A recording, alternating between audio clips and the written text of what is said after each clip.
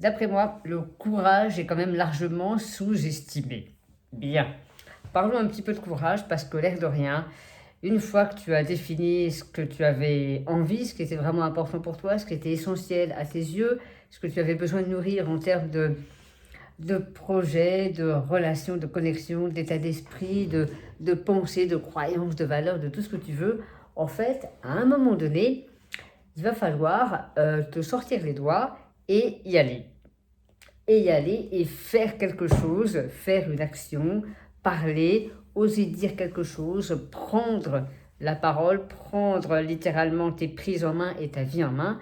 Et en fait, je crois que on n'entend pas souvent assez l'idée que ça demande du courage, quoi.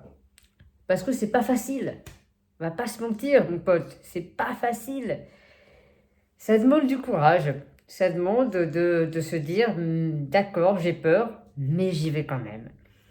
Je sens que ça va être inconfortable, mais j'y vais quand même, parce que ça a du sens pour moi.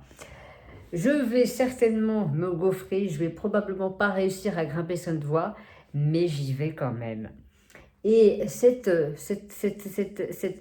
énergie, cette simplicité, cette innocence presque de l'enfant qui ne se pose pas la question des conséquences et qui y va, simplement parce qu'il a envie d'y aller, pour le plaisir du jeu en tant que tel, pour le plaisir de la grimpe pure, eh bien, c'est une qualité, c'est une compétence que je crois on ne met pas assez en avant et qui pourtant est absolument essentielle.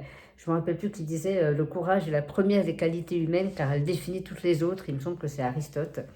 Et je suis d'accord avec toi, Aristote. le, le courage de faire, même si c'est inconfortable, le courage d'y aller quand même, même si ça va être dur, eh bien voilà ce qui probablement, je trouve, nous manque parfois. Et je m'inclus évidemment dans cette case-là, le nombre de fois où je me dis, bah tiens, là, j'aurais dû, j'aurais pu, et en fait, il m'a juste manqué un peu de courage, un peu de, pof, une tape, une petite claque un petit peu sur la joue, pour simplement me dire, eh ben, même si je ne sais pas ce qui va m'arriver, j'y vais quand même, parce que la vie, c'est ça, c'est l'aventure. Et pour rentrer dans de l'aventure, il y a besoin d'incertitude, on ne connaît pas toutes les données, on ne connaît pas toutes les informations. Et à un moment donné, il faut bien y aller, il faut bien tenter, il faut bien prendre une prise et commencer à grimper. Voilà ce que j'avais à dire pour toi aujourd'hui. Dis-moi si ça fait écho peut-être à certaines personnes que tu connais ou à certains événements que tu as pu vivre. Mais voilà, je suis toujours heureux de lire tous les commentaires. Si tu veux partager cette vidéo sans toi libre, évidemment. Et puis moi, je continue de faire de mon mieux aussi pour incarner cet état d'esprit, cette manière d'être qui consiste à être courageux au bon moment. Parce qu'évidemment, on ne peut pas le faire tous les jours, d'accord.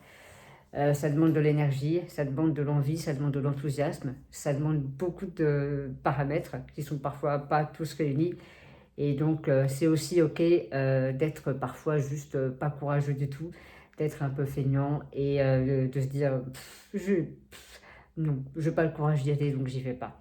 C'est tout aussi acceptable et on a besoin des deux pour se sentir être une personne humaine et équilibrée, à peu près en tout cas. Voilà. Allez, surtout, continue de t'accrocher à ce qui te semble être essentiel et laisse béton tout le reste. Salut, c'était Christophe.